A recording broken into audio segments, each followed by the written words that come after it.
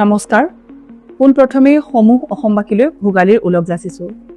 ভোগালীৰ কথা মনলৈ অহাৰ লগে লগে আপোনাৰ মোৰ দৰে প্ৰতিগৰাকী গৃহিণীৰ মনলৈ এটাই প্ৰশ্ন আহে এইখিনি সময়ত যে সঁচাকৈ আমি ভোগালীৰ ভোগ উপভোগ কৰিবলৈ সক্ষম হয়নে? অৰুণোদয় আঁচনিৰ ডংকা বজাই হিমন্ত বিশ্ব শৰ্মাই যি ৰাজনৈতিক ডংকা বজাই আছে অৰুণোদয় আঁচনিৰ নাম লৈ, এইবাৰ জানুৱাৰী মাহত মাঘৰ বিহুৰ পৰা স্বত্তেও সেই অৰুণোদয় আঁচনি ফেব্ৰুৱাৰী মাহলৈ পিছুৱাই দিছে। জানুৱাৰীত অৰুণোদয় আঁচনি দিবলৈ সক্ষম নহল বিজেপি চৰকাৰ। গতিকে এইখিনিতে আপোনাৰ মোৰ দৰে সকলো অসমবাসী ৰাইজৰ মনলৈ এটা প্ৰশ্ন অহাটো নিতান্তই স্বাভাৱিক। মাঘৰ বিহু অসমীয়া সংস্কৃতিৰ অন্যতম এক অংশ। সেই মাঘৰ বিহুৰ প্ৰতি হিমন্ত বিশ্ব শৰ্মা চৰকাৰ দায়বদ্ধ নহয় নেকি? এতিয়া কথা হ'ল, যিসকল মহিলা কেৱল অৰুণোদয় আঁচনিৰ ওপৰত নিৰ্ভৰশীল আছিলে, কেৱল অৰুণোদয় আঁচনিৰ ওপৰত নিৰ্ভৰশীল মহিলাসকলেই নহয়, যি বজাৰত মূল্য বৃদ্ধিৰ জুই উঠিছে, সেইসকল মহিলাই, সেইসকল গৃহিণীয়ে, আপোনাৰ মোৰ দৰে সকলো গৃহিণীয়ে পাকঘৰটোৰ ক্ষেত্ৰত বিশেষকৈ যিহেতু আগন্তুক মাঘৰ বিহু, বজাৰত জুই সমান দাম। মাছ এটুকুৰ কিনিবলৈ প্ৰতিগৰাকী গৃহিণীৰ এতিয়া চিন্তা। মাঘৰ বিহুত এটুকুৰা ডাঙৰ মাছ বনাই খাবৰ বাবে অসমৰ মধ্যবিত্ত নিম্নবিত্ত ৰাইজে চিন্তা কৰিবলগীয়া হৈছে। কেৱল মাছেই নহয়, শাক পাচলিৰ পৰা আৰম্ভ কৰি সকলো বস্তুৰে জুই চাই দাম। তাৰোপৰি অসমতে উৎপাদন হোৱা তেল, গেছৰ মূল্য আকাশলংঘী, সকলোৱে গমেই পাইছে। অসমত 1000 টকা 1100 টকাৰ গেছ কিনিবলগীয়া জনতা থকাৰ পিছতো অসমৰ মুখ্যমন্ত্ৰীয়ে ঝাৰখণ্ড নিৰ্বাচনী প্ৰচাৰ চলায় যে আকৌ যদি বিজেপি চৰকাৰত আহে গেছৰ মূল্য 500 টকালৈ কমাব আৰু ঝাৰখণ্ড মহিলাক 2000 টকাকৈ আঁচনি দিব।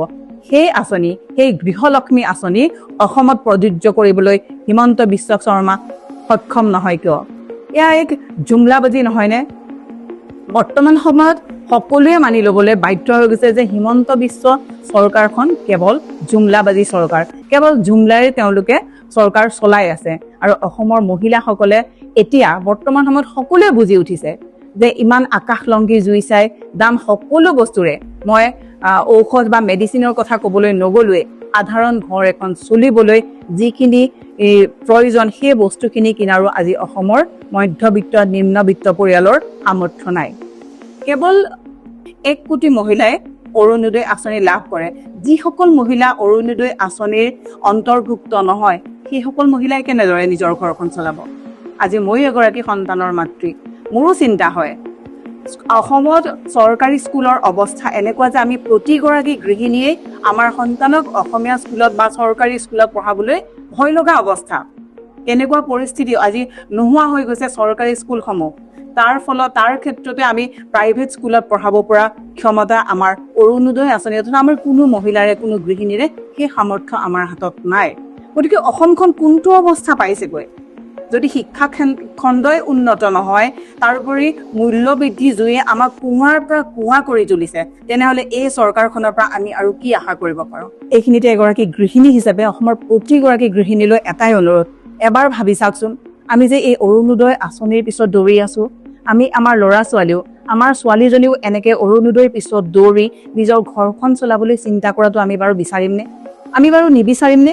আমাৰ ল'ৰা ছোৱালীও ভাল স্কুলত পঢ়া শুনা কৰক। আমাৰ ল'ৰা ছোৱালীও ভোগালীৰ মাঘৰ বিহুৰ দিনা এটুকুৰা মাছৰ বাবে যাতে চিন্তা কৰিবলগীয়া নহয়। আপোনাৰ মোৰ সন্তানকো আমি জানো বিচাৰিম? এনেদৰেই এজন ক্ষমতালোভী মন্ত্ৰীয়ে আমাক লোভ দেখুৱাব, সেই লোভত আমাৰ ল'ৰা ছোৱালী দৌৰি থাকিব। নিশ্চয়কৈ আমাৰ অসমৰ প্ৰতিগৰাকী আৱেগ থকা মহিলাই কেতিয়াও নিবিচাৰে।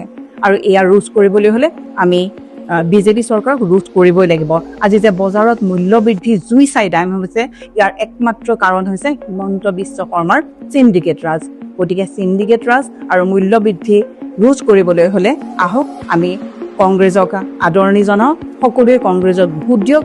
ৰাজনৈতিক বিকল্প হিচাপে আমাৰ হাতত এতিয়া মাত্ৰ এটাই কথা, বিজেপিক পৰিত্যাগ কৰি কংগ্ৰেছক আদৰণি জনাওক। ধন্যবাদ।